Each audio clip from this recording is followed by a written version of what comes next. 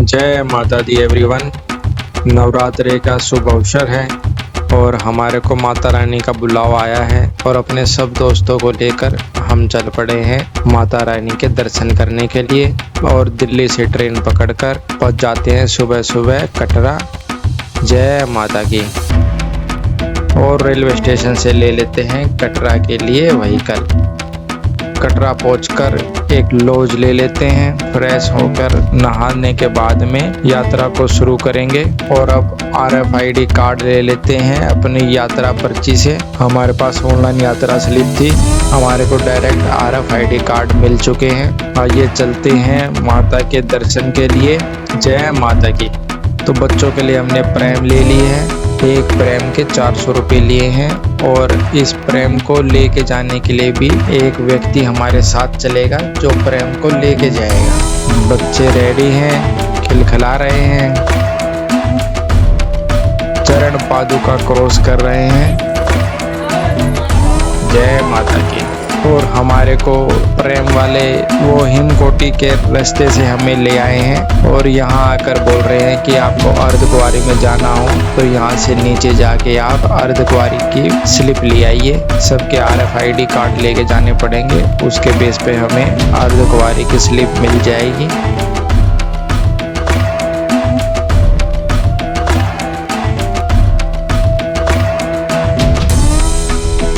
550-600 metre बता रहे हैं यहाँ से अर्धकुंवारी।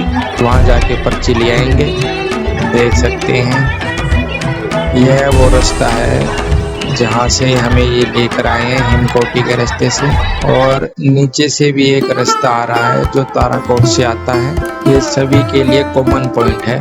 हिमकोटी से आते हैं तो भी यहाँ पे अर्धकुंवारी के लिए जाना पड़ेगा अलग से, और ताराकोट से आते हैं तो भी आपको अर्धकुंवारी के लिए यहीं से जाना पड़ेगा। खाने की व्यवस्था बहुत सही है और रेट भी रीजनेबल है। चलते चलते मेरे को ये बकरी कह लो या फिर भेड़ कह लो, ये दिखी पहाड़ी, और ये छोटे से पत्थर के ऊपर ही खड़ी हो जाती हैं। दूर से देखने पे मुझे दिखाई दे रही हैं, एकदम छोटे से पत्थर पे ही टांगे रख के पता नहीं कैसे खड़ी हो जाती हैं। माता के दर्शन के लिए जा रहे हैं और बहुत ही सुंदर नज़ारे हमारे रास्ते में आ रहे हैं। माता के जयकारों के साथ में और प्रकृति के नज़ारों का लुत्फ लेते हुए हम चले जा रहे हैं। जय माता की। भवन के पहले दर्शन कीजिए। जय माता की। चलते चलते अब शाम होने लगी है, थक भी गए हैं, बच्चों के साथ हैं तो थोड़ा विश्राम कर लेते हैं, कुछ नाश्ता भी कर लेंगे। शुभ नवरात्रि। ओम। रात होते होते हम भवन के निकट पहुंच गए हैं। जय माता की। बहुत ही सुंदर नज़ारे।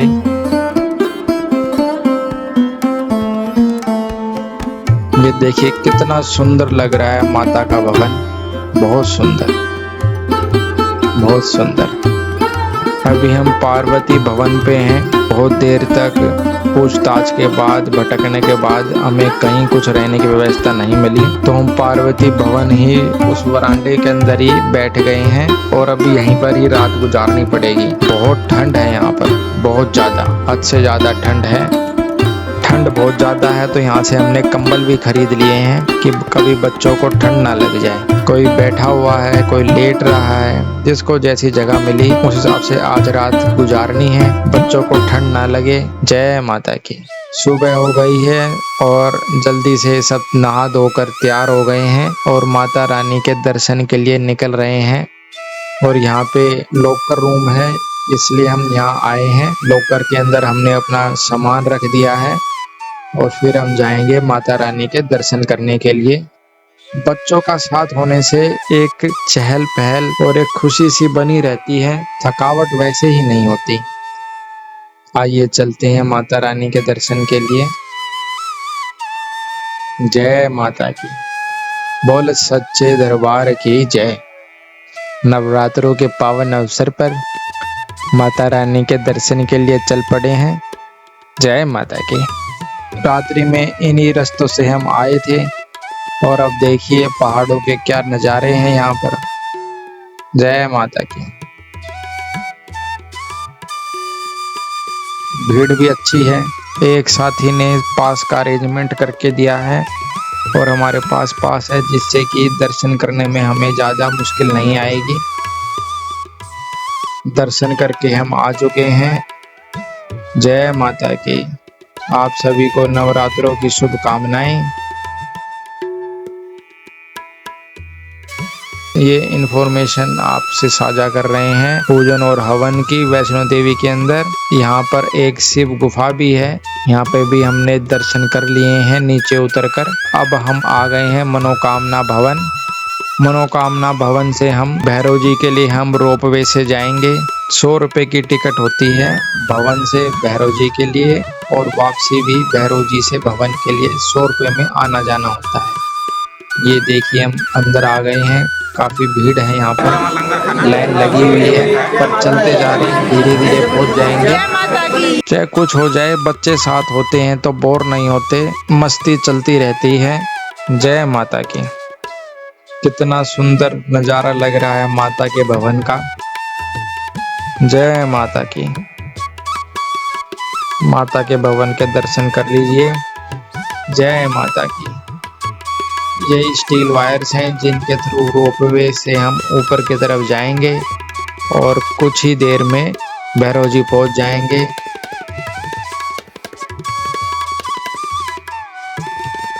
हम अपनी ट्रॉली में बैठ चुके हैं जो हमें रोपवे के माध्यम से भैरव जी के लिए लेके जाएगी। आइए आपको भी यात्रा कराते हैं रोपवे की। जय माता की।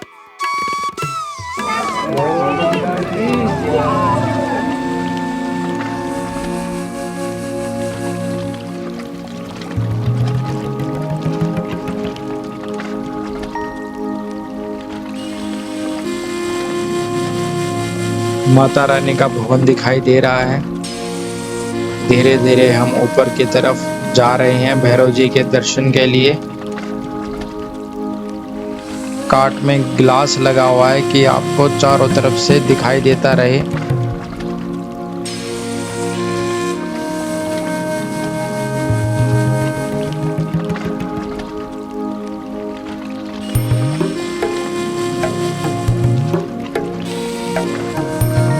थोड़ी देर के बाद ही बच्चे एंजॉय करने लग गए कि कितना ऊपर आ गए हम, पहाड़ कितने नीचे रह गए, माता रानी का भवन कितना नीचे रह गया, हम कितना ऊपर आ गए, पर फिर भी ये पहाड़ हमसे भी ऊपर है।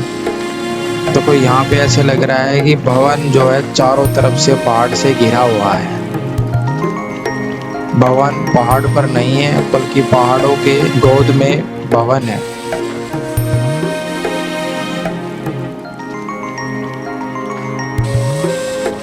माता रानी के भवन का अद्भुत नज़ारा है। ये देखिए आपको पैदल मार्ग भी दिखाई दे रहा है भैरव जी के लिए आने के लिए।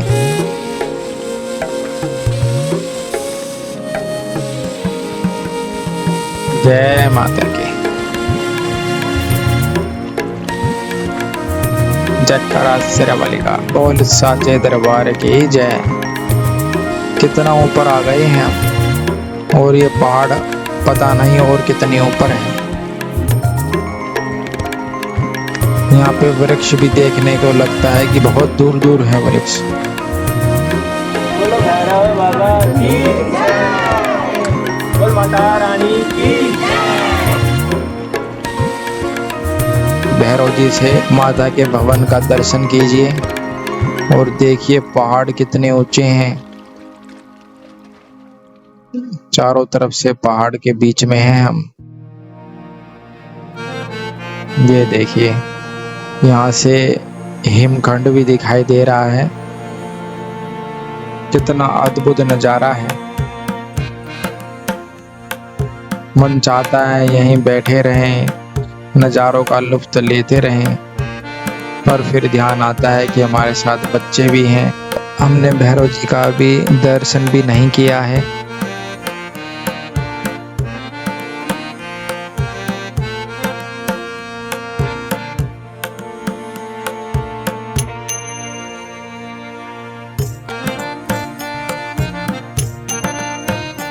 चलिए आइए भैरव जी का दर्शन करने के लिए चलते हैं। और लग जाते हैं भैरव जी के दर्शन करने के लिए लाइन में। जय हो भैरव जी की, जय हो भैरव जी की। बाबा जी की विभूति है ये। इन्फॉर्मेशन आपको मैंने यहाँ पे साझा की है कि यहाँ से जो काला धागा मिलता है और वस्त्र मिलते हैं उसका क्या करना है। अब हम वापस चल पड़े हैं भवन के लिए और रोपवे के थ्रू ही हम नीचे भवन के लिए जाएंगे। आइए चलते हैं। भैरव की, बोल माता रानी की, बोल सच्चे दरबार की।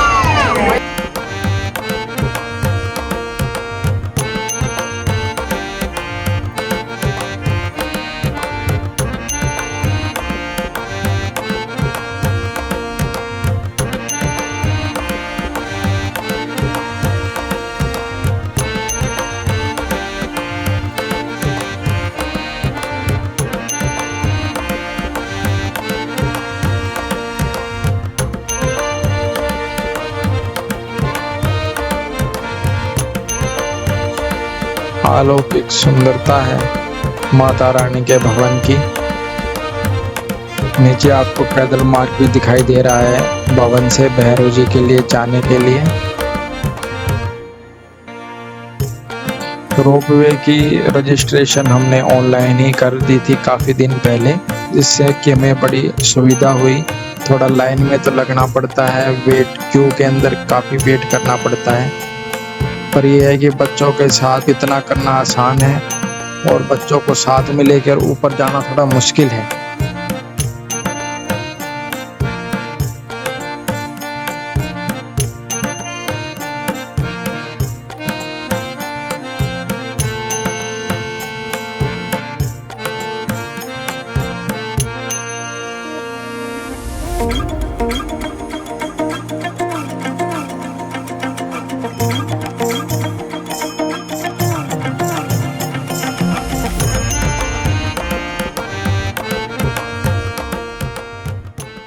मनोकामना भवन में ही भोजन करेंगे और काउंटर से पर्ची ले ली है हमने भोजन करने के लिए। ओम श्री गणेशाय नमः। जय माता की। बहुत सुंदर नज़ारे हैं माता रानी के, बहुत सुंदर सजाया हुआ है नवरात्रों में माता रानी के भवन को, और रास्तों में काफी दूर तक आपको ये सजावट दिखाई देगी। ये भवन पे कुछ जानकारी लिखी हुई थी, वो मैंने आपसे साझा की है। और अब हम निकल चुके हैं नीचे कटरा के लिए, और दुर्गम पहाड़ी से नीचे उतरते हुए हम कटरा के लिए जा रहे हैं। ये देखिए, ये है कटरा। अभी काफी नीचे है, काफी दूर है, अभी वहां पहुंचने में समय लगेगा। और ये पहाड़ कुछ ऐसे लगता है कि कभी कोई पत्थर नीचे ना गिर जाए हमारे ऊपर, बड़ा भय लग रहा है यहाँ। काफी रास्ता ऐसा ही है, कहीं कोई बारिश में मिट्टी कटी हुई है, कहीं कोई पत्थर ढीला पड़ा हुआ है।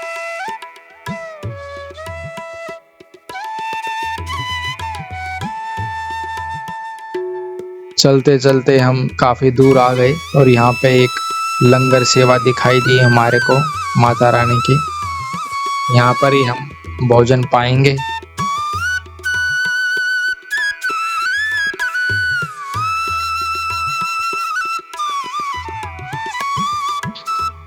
लंगर सेवा के लिए यहाँ पे कुछ निर्देश लिखे हुए हैं, आप पहुंच करके देख सकते हैं। जय माता की। बहुत ही सुंदर नज़ारा है, बहुत ही सुंदर कृत्रिम ढंग से इसको सजाया गया है।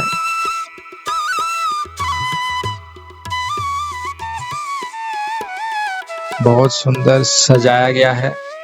बच्चे बड़े खुश हो गए हैं ये सब देखकर, और बच्चे कह रहे हैं कि अंदर चलिए, अंदर बैठेंगे, खेलेंगे इसके अंदर। तो हम अब बच्चों को साथ लेके चलेंगे। ये देखिए कितना अच्छा लग रहा है, और बच्चों ने अपनी मस्ती स्टार्ट कर दी है। नटखट होते हैं बच्चे। ऐसे करते देख हमारी भी सारी थकान गायब हो गई है और बच्चे भी रिफ्रेश हो गए हैं यहाँ पर।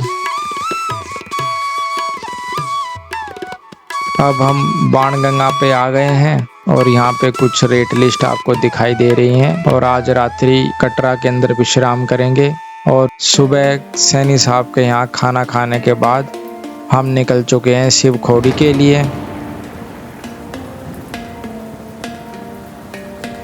शिव खोड़ी जाने के लिए हमने टेम्पो ट्रैवलर किया है। इन्होंने बताया कि हमें 12 घंटे का समय लगेगा वापस आने में। यहाँ पर रास्ते में भी बहुत सुंदर नज़ारे हैं।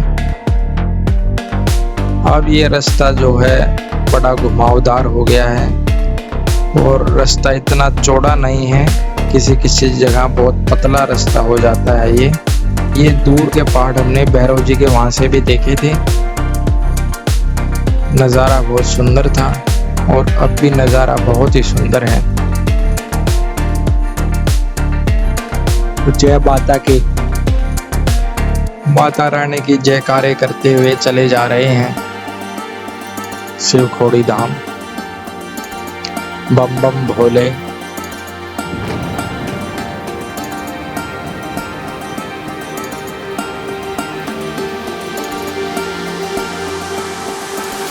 ये देखिए नज़ारा बहुत ही उत्तम है, मनमोहक नज़ारा है।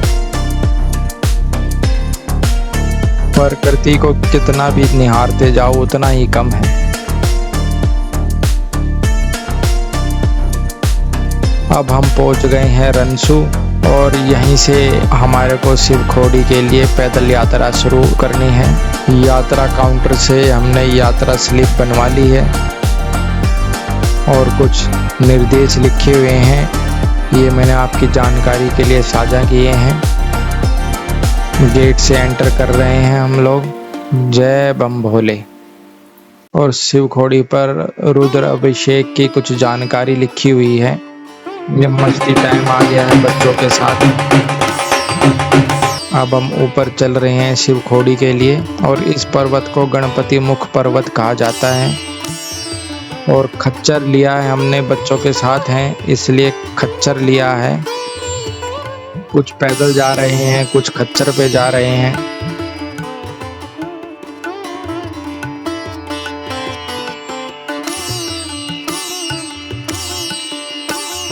ये देखिए नीचे पानी चल रहा था तो फिर हम पानी में कुछ मस्ती करने आ गए। रिलैक्स हो जाते हैं ऐसे छोटी छोटी चीज़ों से ही। श्री शिव खोड़ी हम पहुंच गए हैं और यहाँ पे मैंने कुछ जानकारी आपसे साझा की है। आप देख सकते हैं इसका रेस्टोरेशन 2023 के अंदर हुआ है, उसकी जानकारी यहाँ पे लिखी हुई है। शिव खोड़ी से वापस आते हुए फिर बच्चे पानी के अंदर जाने की जिद करने लगे तो चलो चलते हैं। थोड़ा सा खेल कूदने के बाद में रिफ्रेश हो जाते हैं और प्रकृति के नज़ारे तो अलग ही हैं। यहाँ बताया गया है कि गणेश मुखी पर्वत कहा जाता है इसे। ओम रिद्धि सिद्धि महागणपते नमः। गिरिजानंद भगवान श्री गणेश जी के भव्य दर्शन कीजिए। गणेश मुखी पर्वत।